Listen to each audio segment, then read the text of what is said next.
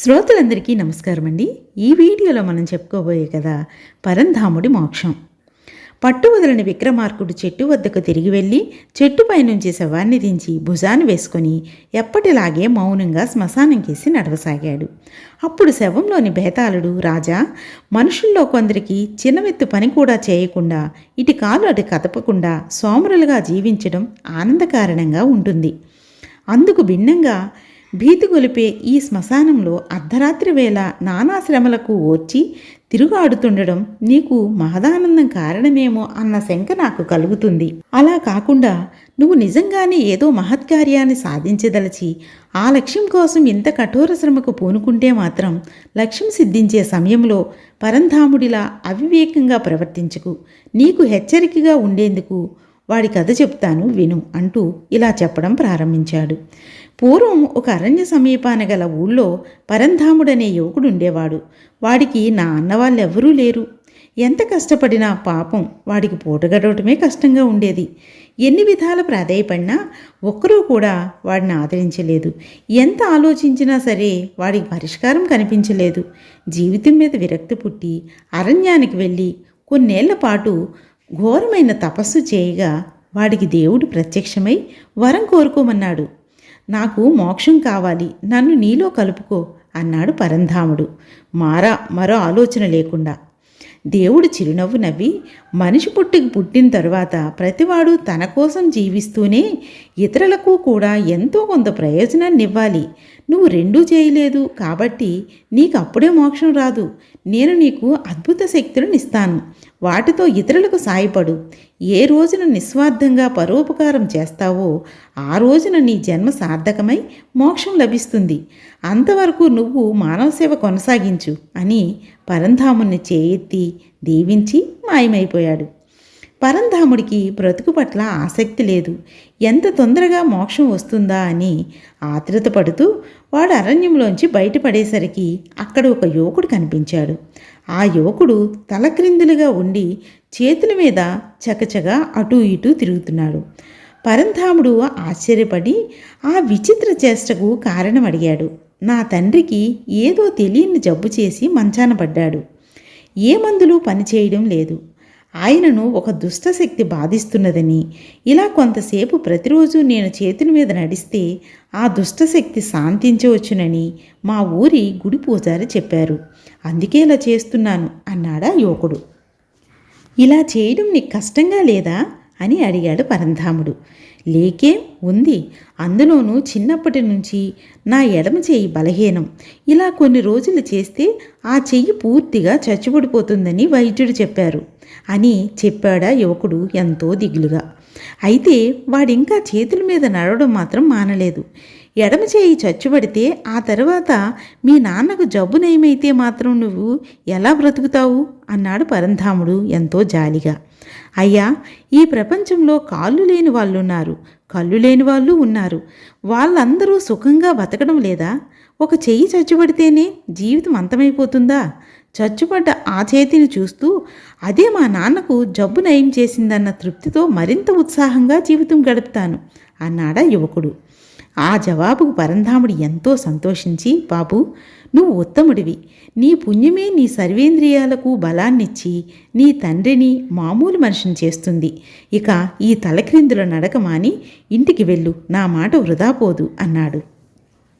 ఆ యువకుడు చప్పున మామూలుగా నిలబడి, అయితే తమరు నా వెంట మా ఇంటికి రావాలి స్వామి అన్నాడు.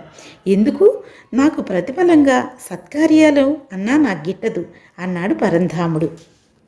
అయ్యో స్వామి, తమ ఓటి మహాత్ములకు ప్రతిఫలం సత్కారం చేయగలననుకుంటే అది నా అహంకారమే అవుతుంది. మా ఊళ్ళో ఇంకా ఎందరో బాధితులున్నారు. వారందరికీ తమరు సాయపడాలని నా కోరిక అన్నాడా యువకుడు. పరంధాముడు దీనికి మరింత ఆశ్చర్యపడి, నాకు చిన్న పనుంది, ముందు నువ్వు ఇంటికి వెళ్ళు, కొద్దిసేపట్లోనే నేను వస్తాను అని ఆ యువకుని పంపించేశాడు. తర్వాత పరంధాముడు మనసారా దేవుణ్ణి స్మరించుకొని నిస్వార్థంగా పరోపకారం చేశాను, నన్ను నీ లోకంలో కలుపుకో అన్నాడు. నీకంటే నిస్వార్థపరుడైన ఆ యువకుడే ఇవ్వని మోక్షాన్ని అప్పుడే నీకెలా ఇస్తాననుకున్నావు? ఆ యువకుడికి ఇచ్చిన మాట నిలబెట్టుకో. ఆ మాట నిలబెట్టుకునేందుకు వాడి ఊరికి వెళ్ళు అన్న మందలింపు మాటలు పరంధాముడి చెవిలో వినబడ్డాయి. ఆ యువకుడు నాకంటే నిస్వార్థపరుడు ఎలా అయ్యాడు అన్నాడు పరంధాముడు ఆశ్చర్యంగా. అది తెలిసిన మరుక్షణం నీకు మోక్షం తప్పక లభిస్తుంది అన్న దేవుడి మాటలు పరంధాముడి చెవిలో వినబడ్డాయి. ఇక చేసేది లేక వాడు యువకుడి ఊరు చేరుకున్నాడు. ఆ సరికి యువకుడి తండ్రి మామూలు మనిషి అయిపోయాడు. యువకుడు పరంధాముడి గురించి ఊరి వారందరికీ చెప్పేయడంతో వారంతా పరంధాముడికి ఘన స్వాగతం ఇవ్వడానికి సిద్ధంగా ఉన్నారు. ఆ ఊళ్ళో కొందరికి అప్పుల బాధ, కొందరికి జబ్బుల బాధ, మరికొందరికి అత్తపోరు. కొన్ని పొలాల్లో పంట సరిగ్గా పండదు, కొన్ని బావుల్లో నీరు ఊరదు. నెల తిరగకుండానే మొత్తం అందరి బాధలు తీర్చి పరంధాముడు ఊరిని సుభిక్షం చేశాడు. ఆ ఊళ్ళో రంగడనే పోకిరివాడు ఒకడున్నాడు. ఉన్నవాళ్ళు లేని వాళ్ళను బాధించడానికి వాడిని ఉపయోగించుకునేవారు.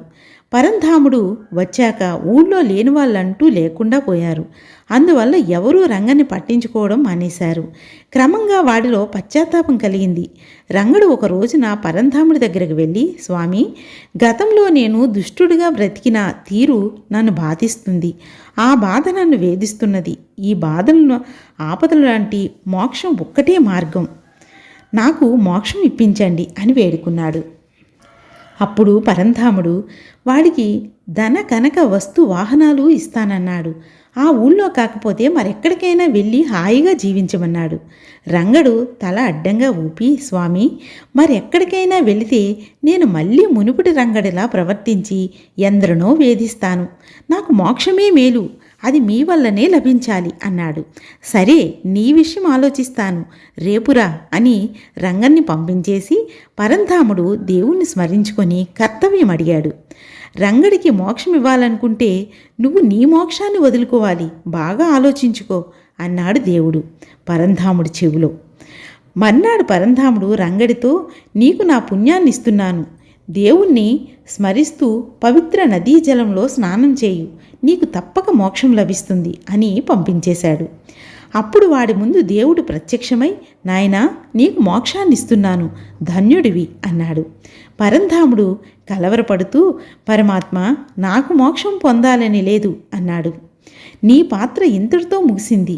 ఈ సాయంత్రమే నువ్వు పవిత్ర నదీ జలాల్లో స్నానం చేయు, మోక్షం లభిస్తుంది అంటూ దేవుడు పరంధాముడు ఏదో చెప్పబోయే లోపే అంతర్ధానమయ్యాడు. బేతాళుడు ఈ కథ చెప్పి, రాజా, గతంలో పరంధాముడు 1-2 సార్లు దేవుణ్ణి మోక్షం ఇవ్వమంటూ ప్రాధేయపడ్డాడు. అయినా దేవుడు అప్పుడు మోక్షం ఇవ్వలేదు. అప్పుడు నిరాకరించి వాడు తనకు మోక్షం వద్దంటున్న సమయంలో ఇవ్వడం వెనుక ఏదైనా పరమార్థం ఉన్నదా? దేవుడే మోక్షాన్ని ఇస్తున్నానంటే పరంధాముడు వద్దనడం అవివేకం, అనాలోచితం కాదా? ఇతరులకు హాని చేయడమే పనిగా బ్రతికిన రంగడికి మోక్షప్రాప్తి సహేతుకం అనిపించుకుంటుందా? ఈ సందేహాలకు సమాధానం తెలిసి కూడా చెప్పకపోయావో నీ తల పగిలిపోతుంది అన్నాడు బేతాళుడు. దానికి విక్రమార్కుడు, పరంధాముడు తనకు మోక్షం వద్దనడం వెనుక వాడి పరోపకార చింతన ఉన్నది, అందుచేత అది అవివేకం, అనాలోచితం కాదు. తనకు లభించిన అద్భుత శక్తుల ద్వారా వాడు మానవ సేవ చేయాలనుకుంటున్నాడు. అయితే మానవ సేవకు ఉపయోగించవలసింది కేవలం అద్భుత శక్తులు మాత్రమే కాదు. మానవత్వం, విజ్ఞానం, సదాలోచన, సద్బుద్ధి, ఈ 4 మానవ సేవ కోసం ఉపయోగిస్తున్న వారు ఎందరో ఉన్నారు. వారి సేవలే ప్రపంచానికి శాశ్వతం.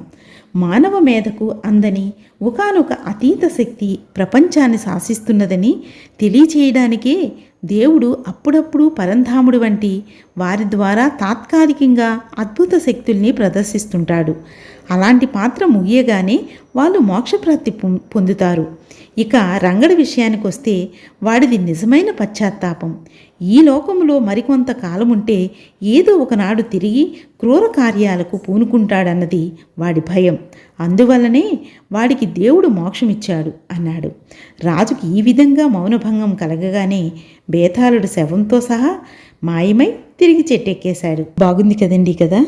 వివేకవంతులు తమ సంపదలను, జీవితాలను పరుల కోసమే అంకితం చేస్తారు. ఎందుకంటే అవి శాశ్వతాలు కావని వారికి తెలుసు. ఇక కథ కంచికి మనం ఇంటికి. నమస్తే.